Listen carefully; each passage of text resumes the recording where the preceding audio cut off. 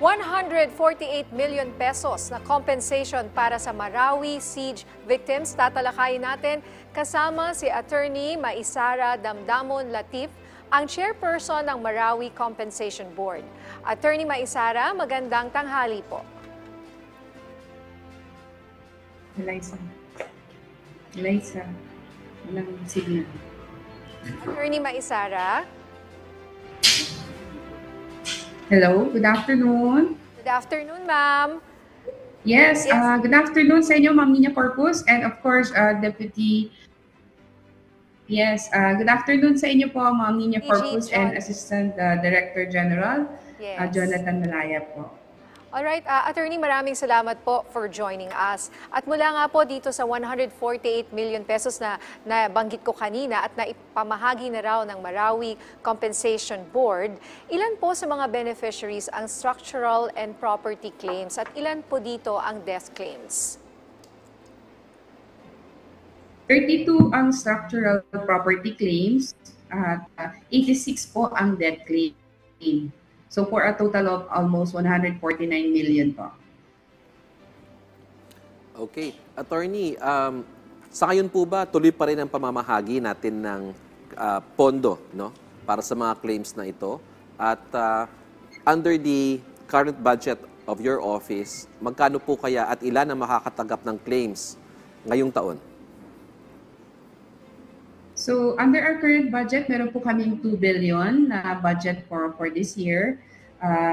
Last year po, inallocate po kami ng 1 billion ng DBM 2023. And then ngayon po, another 1 billion, so 2 billion. So, ang estimate po natin dyan na makakatanggap ay more or less po 1 to 2,000 na claimants. So, yun po yung target namin this year. Hopefully po, 2,000 na claimants po ang ma-award namin as soon as possible po. And ito pong aming compensation board ay tuloy-tuloy po na namamahagi ng financial assistance through an adjudication process kasi po kami po ay isang quasi-judicial body.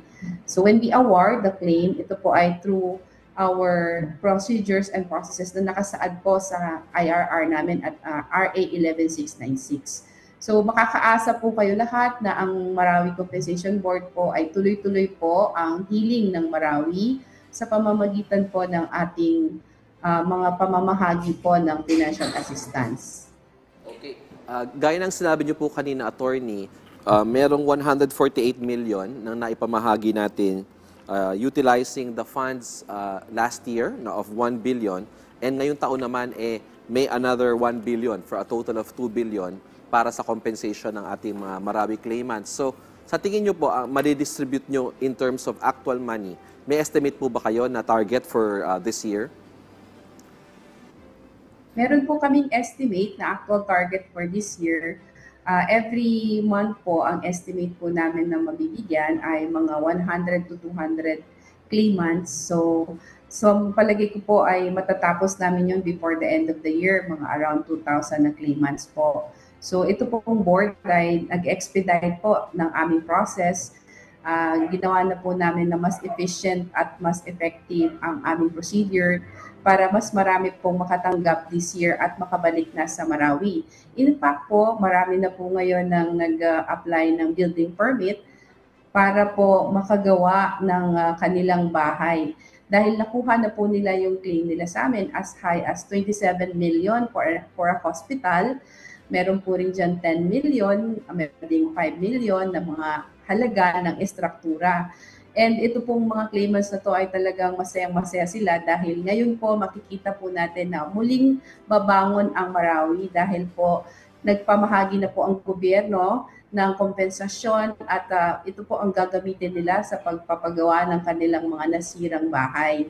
So masaya po ang mga claimants natin, lahat po sila ay nagpapasalamat sa gobyerno, lalo na po sa Marawi Compensation Board at under ng Office of the President dahil ito pong ating pamamahagi ay magsisignal po na ang Marawi po ay babangon na po. At ito pong mga death claimants naman, yung mga nawalan ng mahal sa buhay, masaya rin po sila dahil sabi nila, nakamit nila ang hustisya na hinahanap nila for almost 7 years na nawala po sila ng mga mahal sa buhay dahil sa pamagitan po ng board na record po kung sino-sino po yung mga namatay, nawala during the siege. At ito pong ating ginagawa ay isa rin pong pamamagitan po ng transitional justice dahil po nire-record po natin kung ano po yung nangyari, sino po yung nawala, namatay, at ano po yung magiging next steps ng gobyerno, which is to compensate fully yung pong mga nasiraan at nawalan sa mahal sa buhay. Ma'am, natapos na po ba ninyo ang evaluation sa total claimants na inyong natatanggap?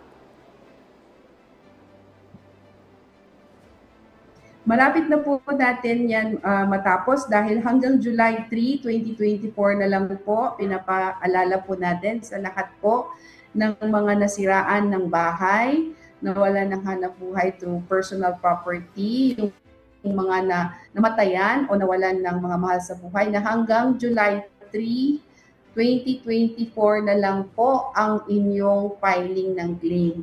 So malapit na pong matapos ang filing ng claim. So kailangan po talaga makahabol po yung hindi pa nagpa-file. Kung hindi po, ito po ay waived na at hindi na po sila makaka-file ulit. So ito pong as of today, meron po tayong 14,000 claimants na humihingi po ng kompensasyon at sa pamamagitan po ng adjudication, makikita po ng board na masusi nilang inaaral namin ang mga eligibility requirements at structural damage at repair kung sakali na kung ano yung na-sustain na damage ng building at pag sa ano naman po death claim kung saan po namatay, paano namatay at patunayan po kung mapatunayan po na sila po ay nawala o namatay during the Marawi siege ay sila po ay mabibigyan ng 350,000 pesos na financial assistance. Sa ngayon po, 86 na po ang naitala na nakakuha ng financial assistance at estimate po namin yan na aabot pa po ng mga 200 na claimants po para sa death claim. For structural claim naman po, aabot yan ng mga 11,000 na mga individual na magpa-file ng kanilang claim para sa structural damage na na-sustain ng kanilang mga bahay or buildings or residential, mapa-residential, commercial, or cultural man yan. Katulad po ng mga simbahan, moske, paaralan, hospital. So lahat po yan babayaran ng board. Meron po tayong tinatawag na first in, first out. Ibig sabihin po kung magpa-file po sila ng kanilang claim, kailangan po ma-observe po nila yung appointment system. So dalawa po yung appointment system namin na pinatupad sa board na napaka-effective po.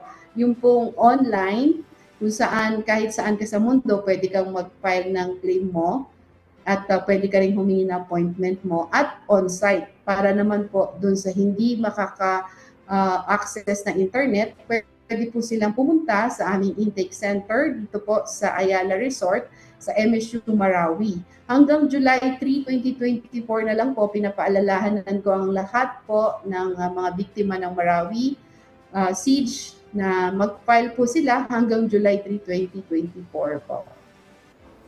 Yun. So, Attorney, July 3 na lang pala yung deadline. So, sa ating po mga kababayan who would like to file a claim, mag-file na po kayo kaagad-agad. So, sabi niyo po, there are 14,000 claimants na nag-file na sa inyo ng compensation claim. Napakarami pala nito.